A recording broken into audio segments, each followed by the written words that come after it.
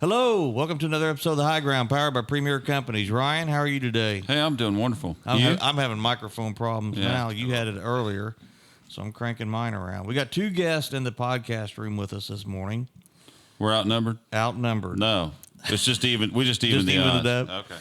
We got Evan Eggersman, and he is our Trax Ag Technology and Sustainability Lead. Welcome, Evan. This is our first time for Evan, and we got Sydney Calhoun, and she is our Trax Conservation Agronomy Lead. Welcome.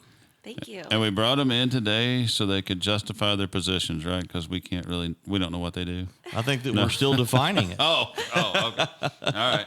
I was going to put them on the spot. Well, let's put them on the spot right away with the question of the day. Okay. All right. So tell us, and this is the question of the day. We have a different question every time we do a podcast. And today's question of the day is, tell us about your most recent home improvement project.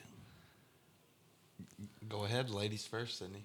All right. Well, I had decided to put up curtains in my apartment, and I was having a really hard time finding the stud in the wall, and I had a whole bunch of problems, and so now we're just abandoning that project, and I'm spackling the wall and painting it, and now I'm going to maybe get some command strip hooks. So There you go. We'll see how that. I'll give you an update next time I'm on the podcast. The hanging curtains project turned into a wall spackling and painting project. Yeah. You never did get the curtains? I have the curtains. They're all nice and folded up, but they're not covering anything right now. Nice. Sydney, what did you say after you missed the stud for about the fourth time? Dang. Easy. I think it was a little different than that, but She's from Washington County, too, so I probably know what she threw the hammer across the living room.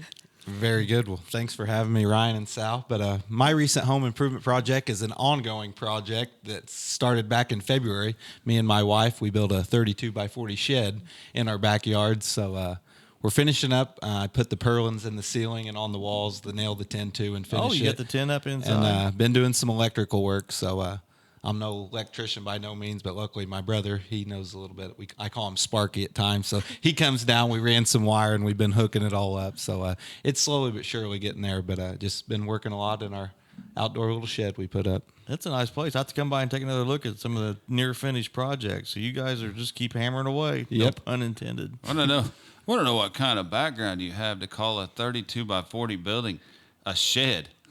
Well, I mean, seriously. A garage? There you go. That's a shop or whatever. So I mean, that's a shed. Yeah. I mean, Sheds are what they have on I've these made lots. sheds out of pallets before.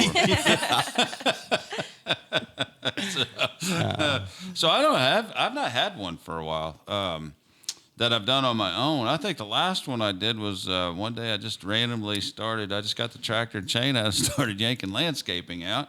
Oh. And so then it was mulch, and I got sick of doing mulch every year. So tired of doing mulch. So I just started yanking plants out and just totally decimated the entire outside of my home.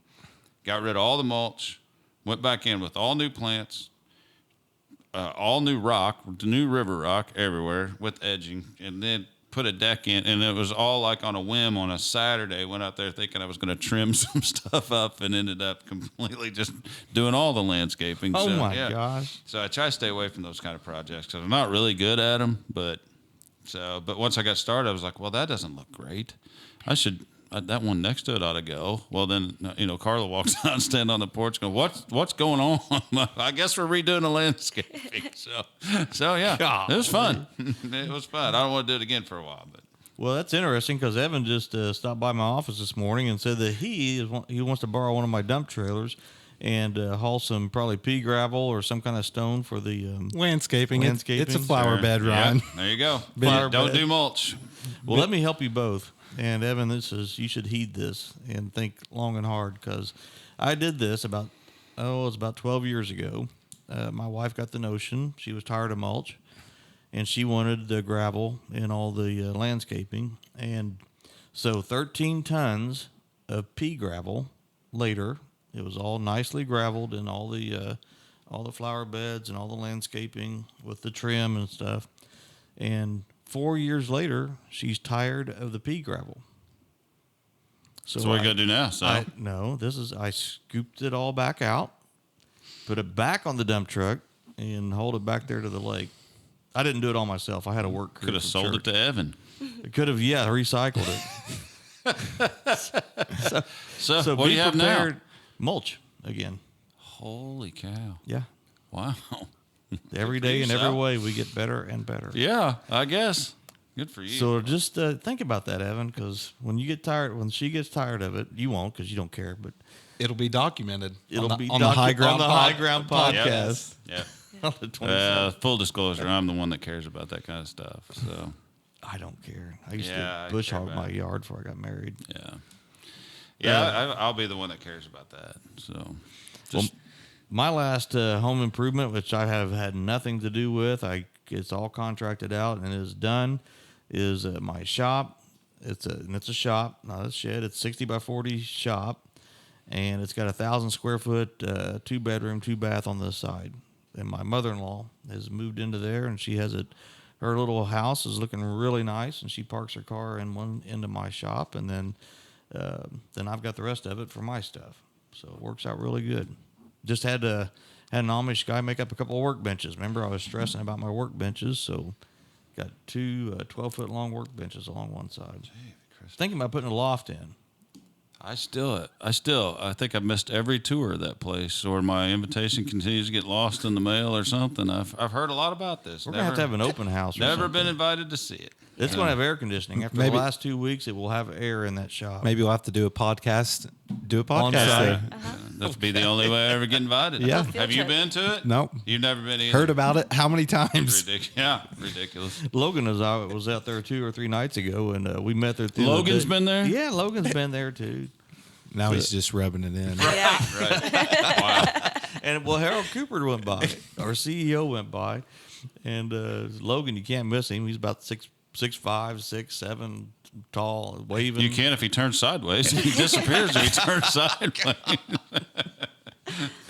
Oh my God! So Harold stopped by too? No, he did not even look over. You know how Harold drives. I'm not saying anything. He was taking the corners.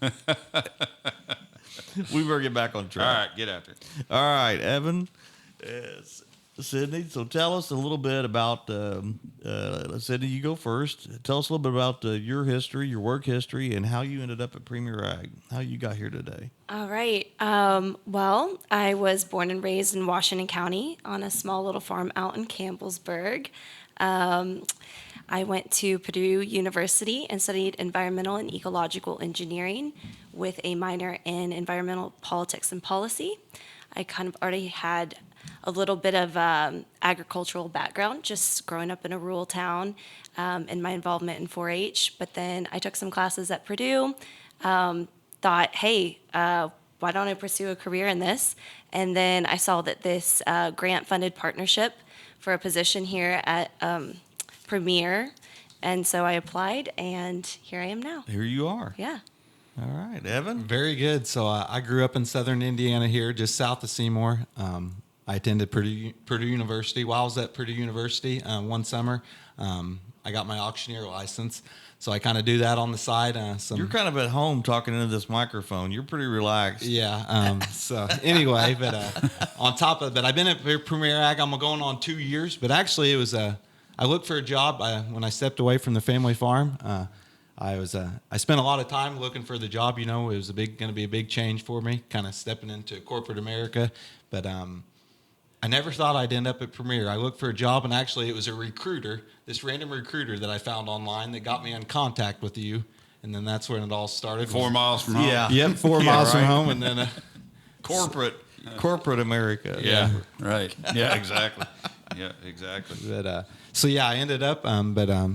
So I work in our Trax Precision Ag department, and kind of as our ag technology and sustainability lead here at Premier. And it's been a fun experience to start. Getting growers enrolled, it's fun showing up at the farm gate when you're trying to get a grower money.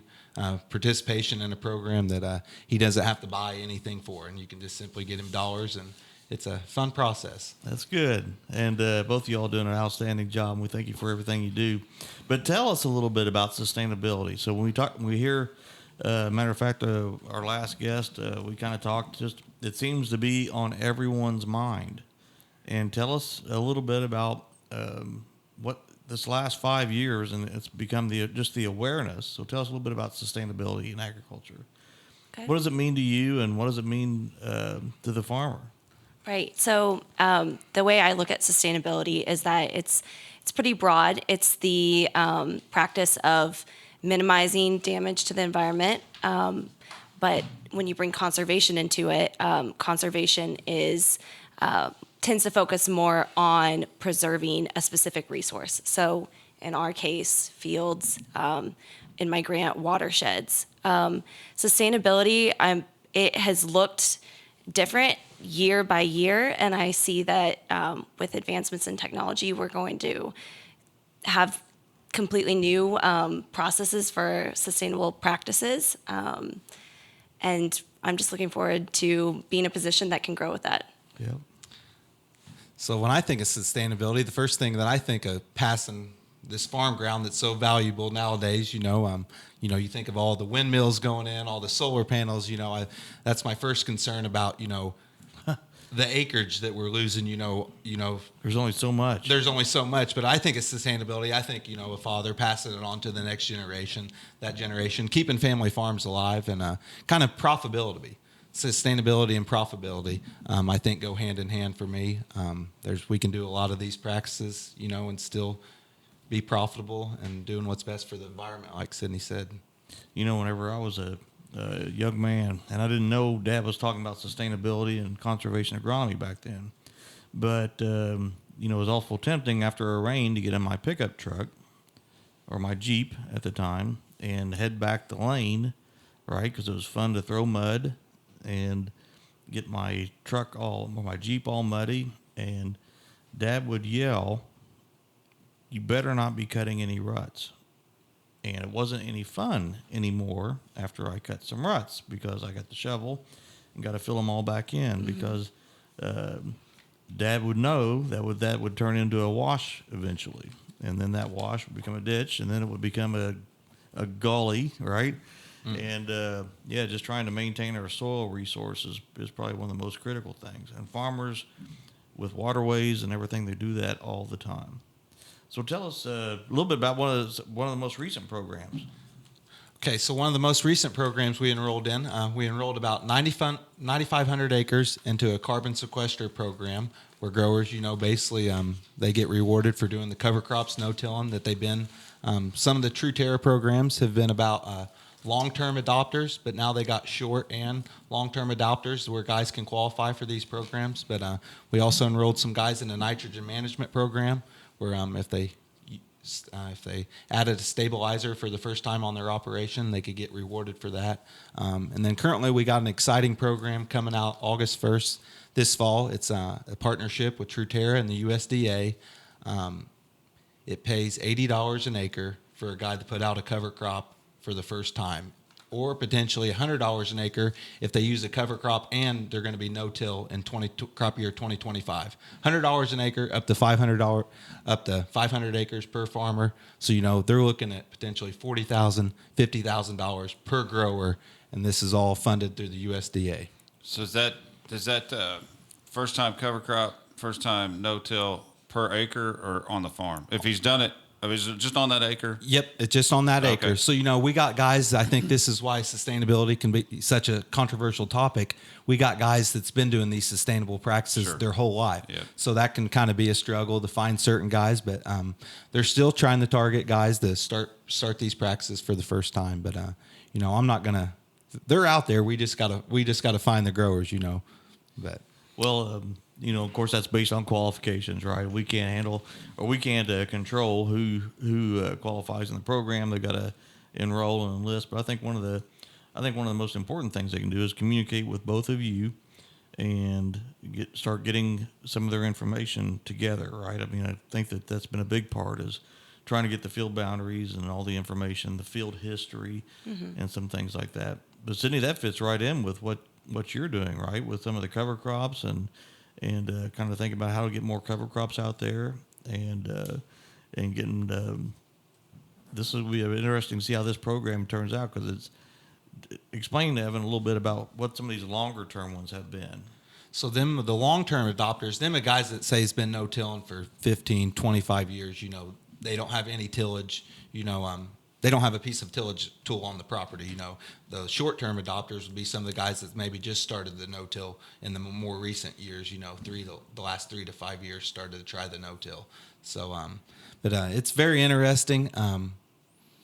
It's kind of, sustainability. I think it's the hottest topic in the world right now. Like you said, there's not a company out there that doesn't have somebody that's got a title with sustainability in it.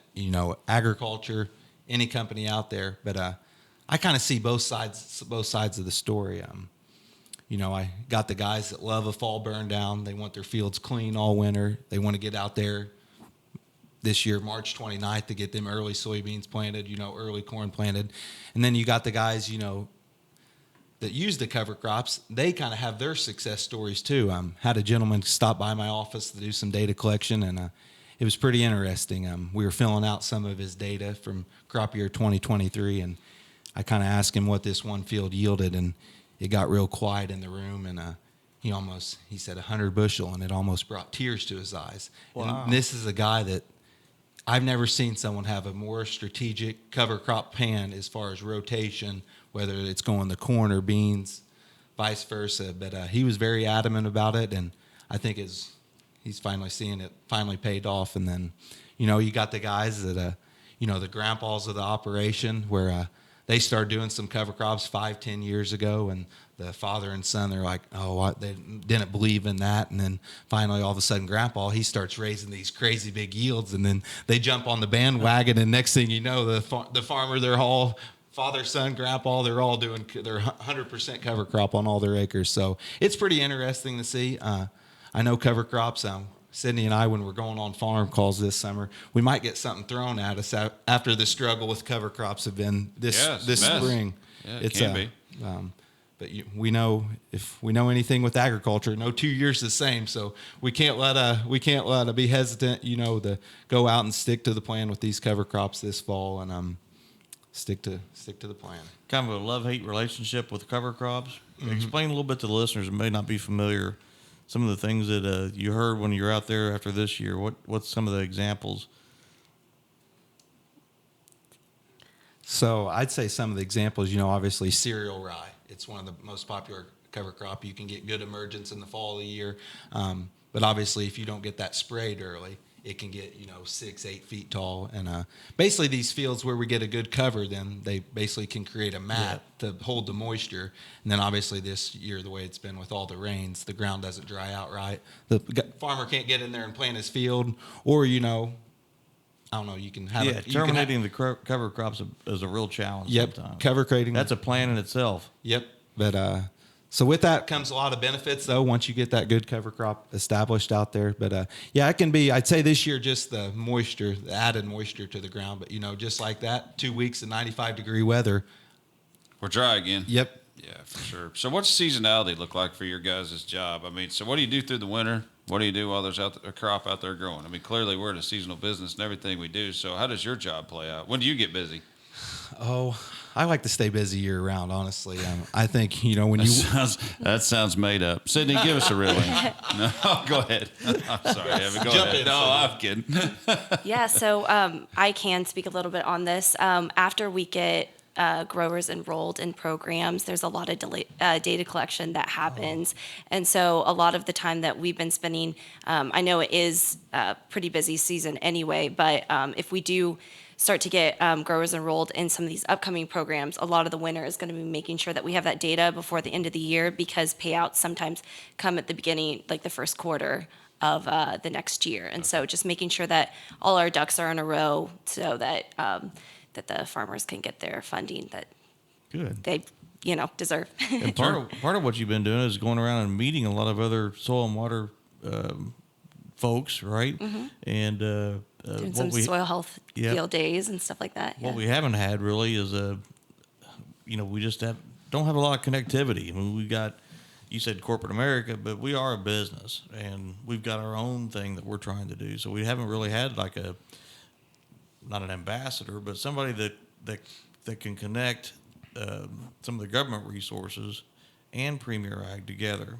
And that's what this whole grant has been about was, for the listeners that aren't aware, and probably very few are, is this was a first-time partnership between National Fish and Wildlife Foundation and the Nature Conservancy and Soil and Water Conservation District of Washington County, and to start this program in this position. So it was neat that this is the first time we've done this. Yeah. Working so far, isn't it? It is, yeah. And I do look forward to getting our growers, connected on a more local level as well, to Premier, even if they're not like have an account with us at the time. Let's talk about like what funding opportunities exist through Truterra, through the local level, through the federal level, and see if like we can add any other services as well. Good. That was kind of a big takeaway. I think, we talk about conservation, sustainability. It's basically what the podcast is about, but growers are doing these. I think it's just about getting them to enroll. The whole Truterra thing, it's basically, a guy asks, he gets nervous about maybe sharing his yields or, what he spread fertilizer wise because he thinks someone's going to come limit it, but it's not that at all. The way Truterra works, the reason they require that data, it's the CPG companies, they license that farmer's data, and that's how they eventually get paid for it because it's their licensed data they're getting paid for through these programs. Okay. So. And this comes through Land O'Lakes, right? Yep, Land O'Lakes, Truterra, and they got this program that comes out this fall. It's USDA Truterra partnership, so it all comes through a Climate Smart grant. But another kind of exciting thing about Truterra, they're getting into the livestock markets. I don't know if you've heard, the biofuels, the 40B, the 45Z, this tax credit that the fuel producers, potentially maybe the farmers are going to get. Truterra is they're being very prepared, so when it comes out, they're not diving in too soon. The whole carbon intensity is going to play a role in, some of these future programs. So it's a very exciting time, and Premier Ag, we're going to be ready to serve our customers the best we can when the time comes. So you have a technology piece in your title as well. Yep. So let's talk about that for a little bit. Let's move from sustainability just for a minute, and we'll get back to that. But what about the technology piece, and how does it work together? So the technology, there's all different kind of softwares out there, whether it's through Ag Leader, John Deere Operations, Climate Field View. I try to help guys get set up either in their planning. You just get some planning monitors set up in the spring to record some of that data that flows into the cloud automatically. And then in the fall of the year, set their monitors up to where they can record that harvest data, and it plays totally into some of these programs, the requirements of some of these programs. Then also another technology piece, got a busy season coming up. We're moving on the aerial fungicide season for, as tar spot's been confirmed here in Jackson County, and there's going to be a wide planting window. You got the early planted corn, you got some June planted corn. But Mike Streffling and I, we dispatch all the either helicopter, airplane, or drones to do the aerial fungicide application this season. So that's getting ramped up. We got a lot of acres entered in yesterday. It's crazy. We get one rain, then it makes the determining. Changes everything. It changes everything. We're going to have a crop again, a record crop. We go from holding off. We got a half inch of rain, and by God, the phone's blowing up, and you can't. Get it while it's hot. That's good. That's good. There for a while, there wasn't much leaf surface to spray fungicide on. Yeah. It was all wrapped pretty tight. Yeah. We've been running through 95 degrees and no rain for a while, so you're all right. Spirits got lifted with a little bit of rain. So one thing, Evan, and I know that you all dispatch it through the Trax department, but I think with the aerial application of cover crops, I really think that's probably something we should start looking at doing more of into a standing crop. I know it's not the best way. The best way is probably to get, make sure you drill it and a good even stand. But there's nothing, I don't think, more efficient and fast as getting a cover crop on than aerial applying it. Yep. So as this fungicide season kind of winds down, late in August, and the airplanes and drones, they get probably a month break, and then we'll go out and then start seeding in that standing crop ahead of time, and it really works. So last year was we've had a couple dry falls to get cover crops established early on, but we saw some really good looking fields, cover crops that got started early last year, before the combine even hit the field. Good deal. yeah, that's good. That's good. Anything else for him? I got to tell a quick story. When Sydney first got here, we were getting her a vehicle lined out, and we put you in a Explorer. How many miles were on that Explorer? Like 265,000. But who's keeping track, right? And, Apparently no one. oh my gosh. I started too. I watched that number go up and I was like, oh, we're about to run into a problem. So one of our coworkers, he was make sure you had your best interest in mind and went and got brakes put on it, right? But then he gave you a warning, said you had to, when you locked the door or when you unlocked it, the horn would blow. And it gave you had like 5 seconds to get in. Oh, yeah. Because the key fob didn't work, I would have to stick it in the door and unlock it manually. And so then I had like 10 seconds to get it into the ignition before it would start to like blare. And one time I gave it to my sister. She had to run down and grab something that I had left in there. No. And she didn't realize what had happened. And so she gives me a call. She's like, Sydney, it's honking. What do I do? And I was like, run down there. Run. Yeah. This whole time we were promising her that she was going to get a different vehicle, and it never something would happen, and it wouldn't be here. And then one day you called and said had some fluid under it, right? Yeah. It got back to your apartment, and that was it. That was it. We had to go get it with Evan. You had to get did you both y'all go get it? And load Yeah, with Caroline. Yep. She helped strap that down. And We said, heck with the tow bill. We took a flatbed down there, strapped it down, chained it, and got it back to Salem, and on we went.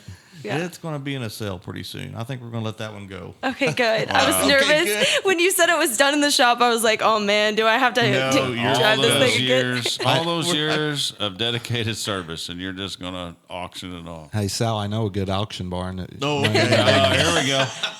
Here we go. He is selling. Well, Ryan, do you have anything No, else? I don't, guys. Thanks, and we appreciate what you're doing. And I know Yeah. that the farmer connection is very important, and you guys are sort of leading the edge. I mean, they're used to us selling seed and fertilizer and that kind of stuff, but I know that the customer calls you guys make to some of them, that's new territory. So appreciate the effort that you're putting forth. So Yeah, that's all definitely I've got. very valuable. That's one of the things most important is for the farmers to be able to show how they farm. That's because people want to know. They want to know where their food comes from, and they want to know, how it was handled. And I think that data collection that you were talking about is going to be a big part of it. Yeah. Yeah. Very All good. right.